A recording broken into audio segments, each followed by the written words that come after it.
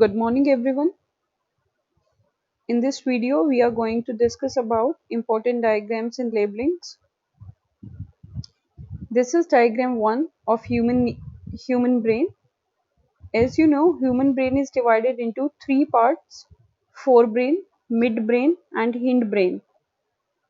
Forebrain is consist of cerebrum, midbrain is consist of pons, medulla oblongata, and the hindbrain is consist of cerebellum.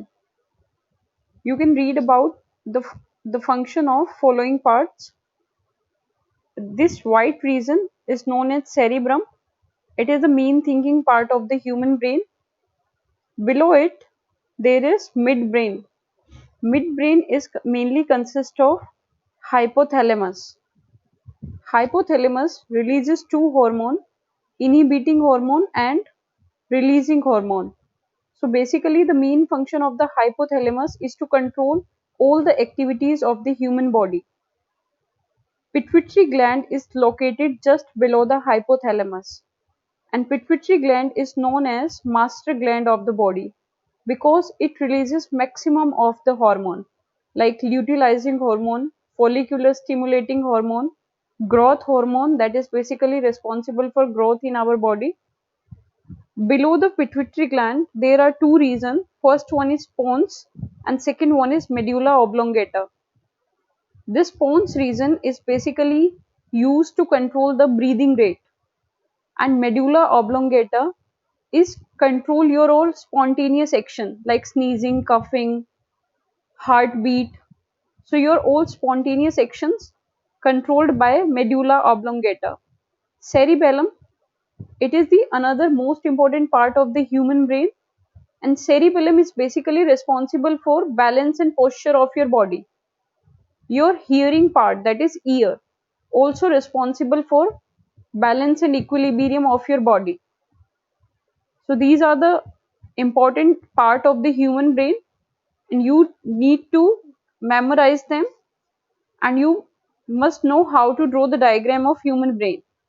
Second, this is a diagram of reflex arc and reflex action. When we touch any hot object, we suddenly move our hand back without thinking. So these all actions are spontaneous. In these actions, brain plays secondary role, but spinal cord play primary role. So reflex actions are those actions which are spontaneous. In these actions, brains are not involved much. So in this diagram, you can see a hand touches a hot plate and the object suddenly moves his hand backward. As you know, skin is a sensory part of human body. So when we touch hot object with our hand, then skin is the sense organ.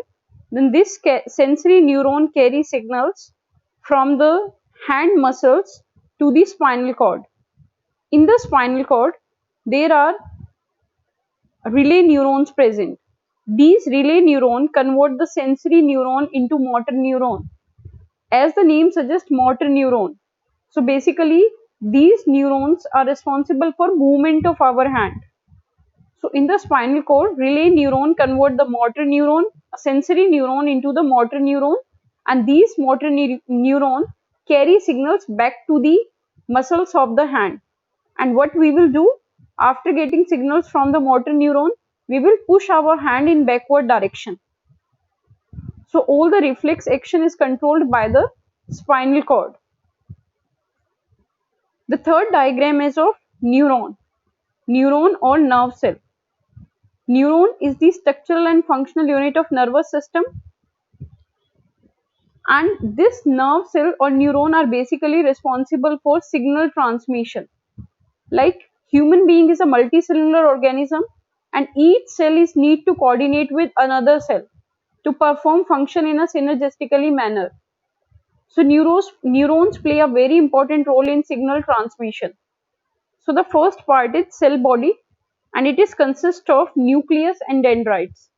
As you know, nucleus is always located centrally in the animal cell and periphery in the plant cell. These dendrites are short nerve fiber, and these carry signals towards the cell body.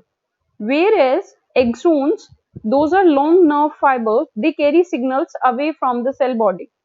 So one neuron is connected to the another neuron, and there are millions of neurons in human body. So one neuron is connected to the another neuron by certain chemicals, for example acetylcholine. So acetylcholine is a chemical that is released by synaptic cleft. This is the ending part of the neuron. And when neuron releases chemical between the gap of two neuron, which we call synapse basically. So when these chemicals like acetylcholine gets released from neuron 1, these chemicals get bind with the receptors on the other neuron, and signals get transmitted from the one neuron to the next neuron. In the same way, second neuron coordinate with the third and third with fourth.